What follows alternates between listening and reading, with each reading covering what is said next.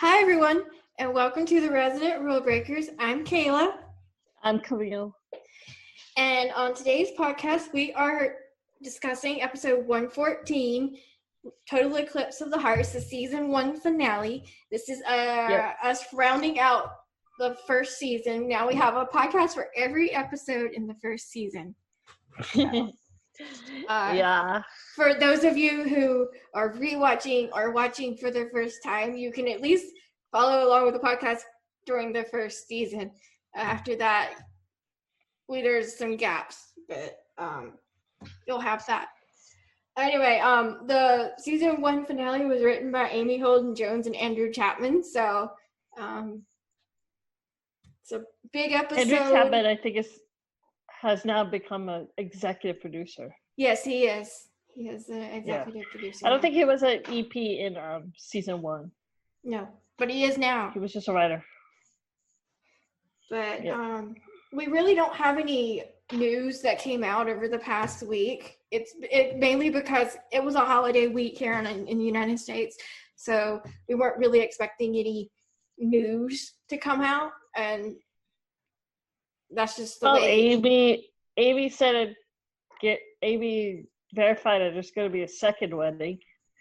So Jess and Feldman, Jess and Irving are. Well, we already kind of knew that. She mentioned it in her interview back in June. She did say there were 2 weddings, not just the one wedding we're getting in the premiere. Fillmore will be later on in the season, and so we have that. But other than that, there wasn't any news from the network. There wasn't any news about the show, about anything. No titles, no press releases, no nothing like that. So we're still waiting on those. So I guess we can hope everyone had their great Thanksgiving, though. Ate turkey or whatever.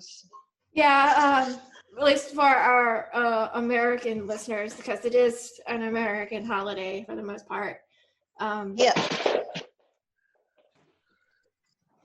Let's just jump right into the episode here. The first topic is Micah. This is Micah and Mina. Micah's return to the plot line, and of course we have. They were having, as Mina put it, it was just sex. I was like, Mina, there's way more than just sex involved. When you're emotionally compromised enough to where you're worried about his health and everything. I mean, I know she's a doctor. They at least did it twice.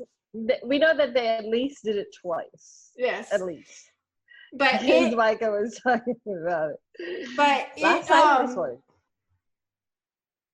it messed with Micah enough after his heart transplant that he ended up having heart issues. I don't know if he actually had a heart attack per se. It was a aortic dissection or something from what I saw. But it was enough to cause issues for Micah, and he ended up back in the hospital, and they had to do surgery that was a long shot at best, and the only doctor willing to do it was AJ because of his ego.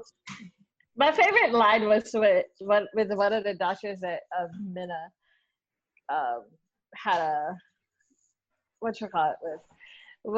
he was like, only a doctor with an ego the size of Texas and who thinks he's God would do this. I was like, hello, like AJ.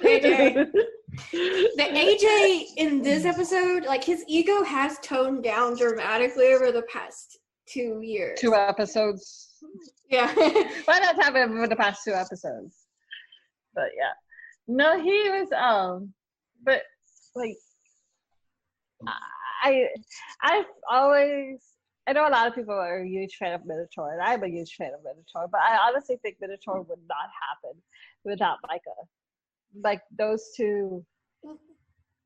No, I agree because when AJ first meets Mina, she is with Micah, or there's an emotional connection with Micah. Let's just put it like that. Yep. But so it's not just that, but I think that Micah softened up Mina, especially how when she was like sitting at his bedside and stuff like that. Because all this time she was like hard and cold and, you know, not in touch with her emotions, I guess is the best word to describe it. But like Micah just softened her up a little bit and, you know, let her care and stuff like that. But yeah, and one of my favorite scenes from the episode with Mina and Micah was when right before Micah went into surgery, and he was like, I've already had my miracle. If there's a second one that happens, you know, that's great. But if it's not, you know, his will be done. And like, I remember talking to Patrick Walker when he did that scene, and he said that one of the things that he channeled was his uncle. His uncle had passed away too from a heart attack or something and he kind of like channeled the emotions from his uncle passing and stuff like that for that scene, you know. And yeah, he dedicated that scene to his uncle too. And he said it was like one of his favorite scenes to film too. If you know Patrick Walker, Patrick is he plays Micah season 1 and season 2. He's done great things since The Resident. He's been on Grey's Anatomy since. Yeah, and Power on Stars as well. But yeah, he's a good guy, and he's an acting coach, and also he's a Christian. He also posts a lot of Christian stuff. But yeah, so he channeled a lot of those things when he was filming that episode and stuff. But I honestly believe Mina should have never been in the OR in the first place. We've had these conversations over and over and over again about Mina being emotionally compromised. Yep.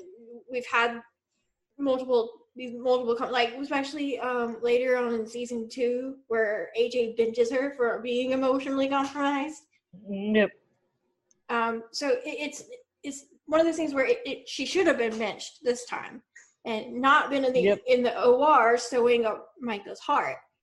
But but the fact is AJ brings it up in the OR. He knows she's emotionally compromised. And any doctor who has an emotional connection to a patient, especially if they're family, like if they're family, that should be a no-go. You should never operate on or be a doctor to your family members. Just shouldn't. But a significant other like this, it just shouldn't happen. And Mina should have realized that. But she, at that time, she's like, I don't have emotions or whatever. She's like a robot. And this is something that AJ had to bring up to her to make her aware of it. Actually, Conrad also brought it up to her. He thought it was a bad idea. Yeah, Conrad was like, look, I gotta tell him this, you know, and she was like, no, let me talk to the doctors first before you go tell him and things like that. I mean, people, I laughed because Devon was like, when she came in with Micah, Devon was like, what are you doing here, Mina? I'm sitting there going, well, what do you think? But yeah, it's, Micah and Mina, like I said, I don't think Minator would have happened if Micah wasn't there at all. Or at least the groundwork for Minator, because really they haven't happened yet, but we know that they're gonna get to that point. That's one of the things they're gonna be happening soon. Somewhere in the middle of season 4. So anyway, Micah's life is saved again by AJ and Mina, and the romance of Micah and Mina starts. I like how Mina was like on his bedside crying and holding his hand. He's like, see, I knew it. And he was like, what? And he's like, I knew we were a thing. But there's hints, and in this episode, there's hints pretty much from the beginning of the arc that the introduction to AJ, that AJ's in love with Mina. It's always been there. And this episode really does highlight that with him just standing there staring at Micah and Mina. There's multiple times where he does this throughout the series, and this is just one of the very first ones. So, yeah. And played well by Malcolm. So, but yeah, I did. They were, when, you know how like before the surgeries, they always read out the patient's information, like Micah, Stevens, born and so date here for a surgery or whatever. The thing that stood out to me was the character of Micah Stevens was born in 1985, which makes him now 35 years old. Mm-hmm. Patrick is like 26. I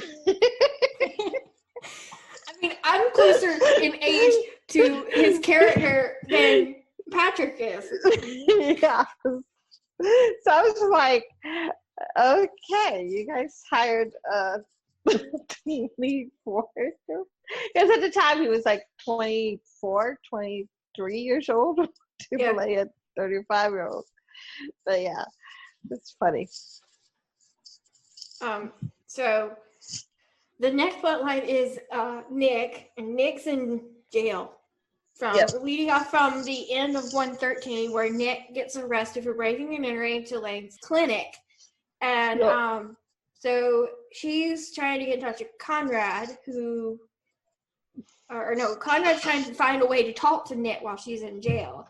And he finally talks to her, and he's like, what do I need to, do to, help you or whatever. And he eventually realizes that he doesn't have the money to get Nick's bond, even if it were the 10% of what her bond was, which was $100,000, by the way.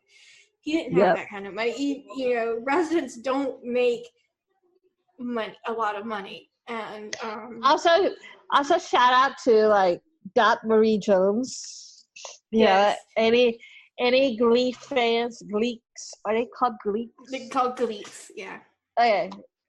Any of the Gleeks, she played Coach somebody. But Dot Marie Jones is actually she played the prison guard, and she is actually in another episode of The Resident, the Fear Finds a Way, episode 212.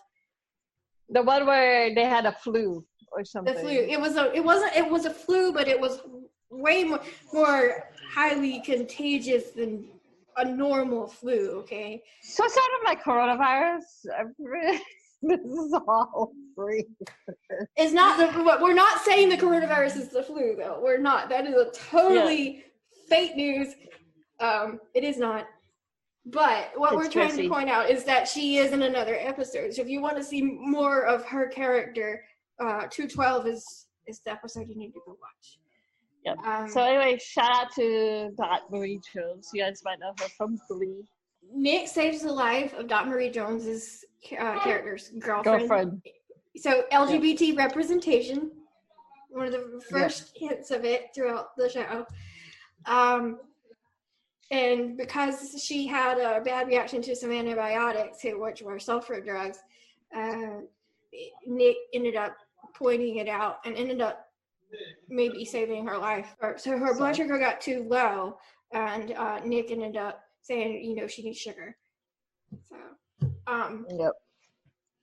But Nick also unwillingly admits that Conrad's her boyfriend in this episode for the first time since they got put together. So, but to get the bail money, Conrad has to go to his father. And he really, at this point, Conrad and Marshall are not on good terms. Conrad does not want to have to deal with his father and his money and all that stuff. Conrad is so funny when he tells Nick that he's gonna go get the money. Nick was like, "What? You're gonna steal a bank?" And he's like, "Kind of." But he goes to Marshall, and Marshall doesn't only just pay the 10%; he pays the full bill. $100,000. Yeah. $100,000. So must be nice to have that kind of money laying around. But because Marshall knows that Conrad's in love with Nick. He knows that this connection to Nick is going to be part of Conrad's life, and if he doesn't help him with this, then Conrad and him will never patch things up. So Marshall knew that the way to get to Conrad was to help him with Nick. So. Yep. But the scene in the on-call room is a very good reminder of the pilot scene, except in this one, she doesn't leave him with his pants down. Oh yeah, I remember that. Yeah, that was when they like pulled when they went inside the room. I was like, this is a throwback. Well, see, it's a sort of a way to show how much their relationship has progressed from the first episode. I don't know exactly what their thoughts were when 114 was being written or whatever. I know it hadn't been renewed. I knew they didn't really know what was going on at the time, right? So maybe in a way there was a way to throw back to the pilot, in a way to try to somewhat wrap it up just in case they didn't get renewed, which, by the way, obviously multiple times over have we gotten renewals. But, well, season 4, news break, breaking news. But I'm just saying that that's what it felt like to me, that they were trying to be careful. Yep. So, the big plot line of the episode, obviously, is Lane Hunter. Yes.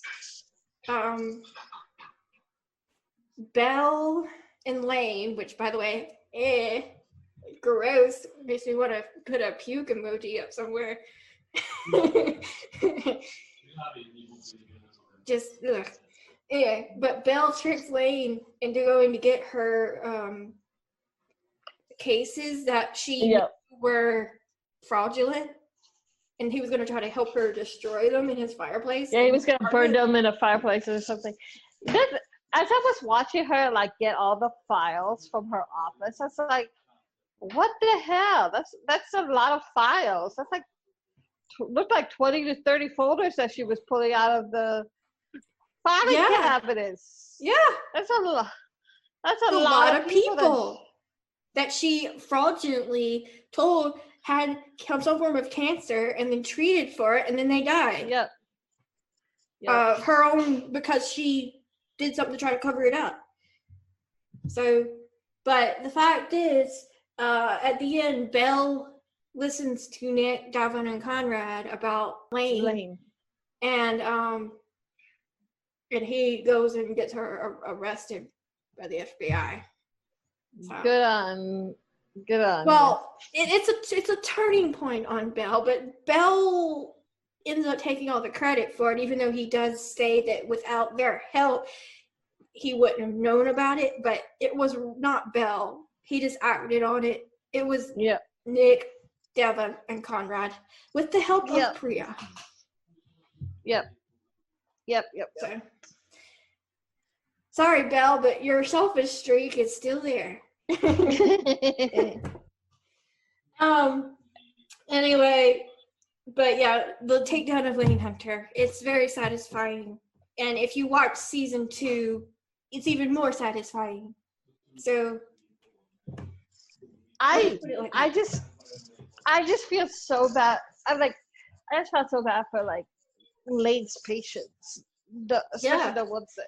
And this was brought about by the character played by Jojo Purdy, right? Yes, Jojo Purdy, Olivia. Yeah, Olivia, who came back to the ER, and Devon and Irving are like, no, you have hypochondria. You don't have She's cancer. like, no, I have lymphoma. Dr. Hunter was the one who diagnosed me. And that's when 2 and 2 became 4. So they realized, like, oh, okay. Now we get it. Now we get what she's doing. Here's the proof, kind of thing. Because there's no way that she has cancer at all. Here's the records and everything, and she's coming back with lymphoma. So, Jesus. It takes a good doctor to take down a bad one. But this Devon, plot, what I liked what Devon said in the end. You remember when the patient was like, "Am I safe here?" You know, Chastity. I watched the news. Am I safe? And Devon said something like, "There are good doctors and there are bad doctors, just like with cops. But the good outweighs the bad kind of thing. And we have to like, you know, you're safe here with us and stuff like that." And that Irving was what said that, you know, yeah, he's the MVP. Yep. So, but yeah, so that takedown of Lane Hunter. And then going back to Marshall for a minute, Marshall is now the chairman of the board at the end of this episode. Yep. So he's Belle's boss. Belle has to answer to Marshall. And Marshall, in my opinion, had obviously a motive because of Conrad. So, yep. Yeah, he obviously did this to try to help Conrad. And honestly, I wish Marshall would come back and try to get these Red Rock people out. So I think that because the hospital started going down when Marshall left. Well, I know for a fact that he is in the season premiere. Marshall is in the season premiere. Well, there's a wedding, right? So makes sense. I was looking at the wedding pic, like someone posted stills of the wedding pictures, so I looked closer at them. And see the back of his head. Marshall's there in the front row. So you can see, so he's there at the season premiere. But I have a feeling that he will be doing something because in the season 3, Marshall's always been instrumental in bringing these big plot lines. Like he was instrumental with Covada's takedown. So I have a feeling he may be instrumental as well in the takedown of Red Rock. Yep. So, but yeah, he's gonna be their season premiere. Woohoo! But one of my favorite lines that he told Conrad was something like, "There's only but a few steps to the dark side," or something. Yeah, the season 3 finale, right? Yeah. Words of wisdom. Yeah, Conrad needs to listen to his father. The next thing we want to mention is our we're pretty much done with the discussion on the episode. Yep. That was pretty much it. The next thing is our Patreon, which is there for you to help support the podcast, and we use the money for funding and the hosting and other things like equipment and stuff, just to keep it running. Yep. And check it out. There's some cool stuff on there right now. There's some exclusive news that's on our Patreon that we can't reveal yet, and hopefully over the holiday season we will be able to reveal it. But right now we're waiting with bated breath because right now I'm like, but go it's $1 to see what's on there. That's it. Yep. $1, and it helps us keep the podcast running. So thank you to our 2 patrons that we already have. Thank you so much for helping us out. And just wanted to mention that our upcoming podcast, we have 2 more for 2020. 2 more. And then we'll be taking a break from recording podcasts until the end of the year. We'll be back in January, obviously, along with the premiere. Yep. But the upcoming podcasts are 318 and 319, So Long, Gone Long, and Support System.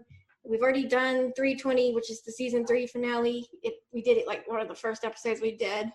So if you are going to do a rewatch, we're going to have 318 and 319, and you can go back and listen to 320 because we've already done it.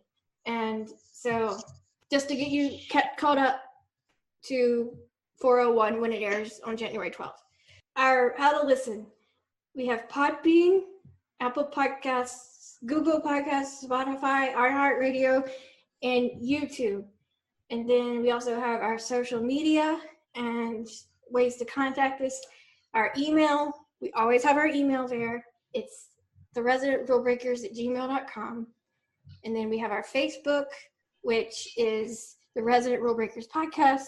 And then there's a Facebook group, and there's a join group button. But there's a thing. When you join the group, you have to answer the questions. All of them, or we will deny you. Yep. It's a fair warning. And anyone in the group who's listening to this, if you want your friends in the group, they still have to answer the questions. Because we don't know who they are. There's that. And then we have our Instagram, which is @TheResidentPodcast. And then Camille's, which is @TheResident Fox Fans. And she's been posting a lot more BTS stuff from the crew and the cast lately. That's on her page. So go check that stuff out. So a lot of times, some of the BTS may not make it to the Resident podcast. So go check out Camille's page. And then mine is @QBCountry37. And then our Twitter, which is @ResidentPodcast. So there's all that. So there's multiple ways to find us. So next week, we are going to be watching So Long, Gone Long, which is the start of the Superbug plotline they had that was very eerily placed right at the time of the pandemic coronavirus. Oh my god. Yeah. I remember when that all started. People were like, "What is this coronavirus? Why is this like on?" And so till next week when we do 318. I'm Kayla. I'm Camille. Bye guys.